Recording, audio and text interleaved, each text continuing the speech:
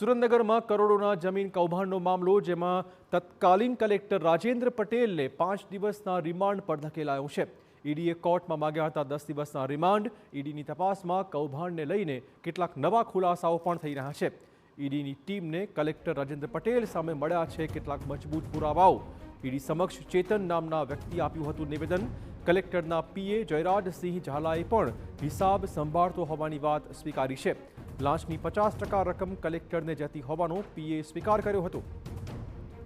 કોર્ટમાં સુનાવણી બાદ કલેક્ટર રાજેન્દ્ર પટેલના વકીલ સમીર ગોગદાએ કહ્યું હતું કે કલેક્ટરના ફોનમાંથી કશું નથી મળી આવ્યું।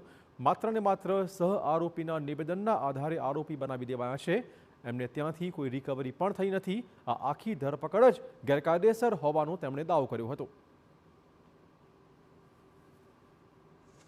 ઈડી દ્વારા 10 દિવસના રિમાન્ડની માંગણી કરવામાં આવેલી, જેમાં નામદાર કોર્ટે એમના 5 દિવસના રિમાન્ડ મંજૂર કરેલ છે। ખાસ કયા એવા મુદ્દાઓ હતા, કેટલા મુદ્દા હતા જેના આધારે રિમાન્ડ છે તે માંગવામાં આવ્યા, અને આપના તરફથી શું વિશેષ રજૂઆત બચાવ તરફે કરવામાં આવી? માત્ર ને માત્ર કો-એક્યુઝના સ્ટેટમેન્ટના આધારે અમને એક્યુઝ બનાવવામાં આવ્યા છે। બીજી કોઈ પણ રિકવરી એમના ત્યાંથી કરવામાં આવેલ નથી। વધુમાં અમારી દલીલો એ હતી કે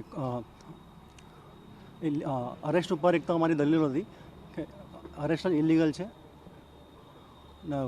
વિશેષ બીજા કોઈ પુરાવા એમના સમક્ષ મળેલ નથી, અને તપાસ હજી ચાલુ છે।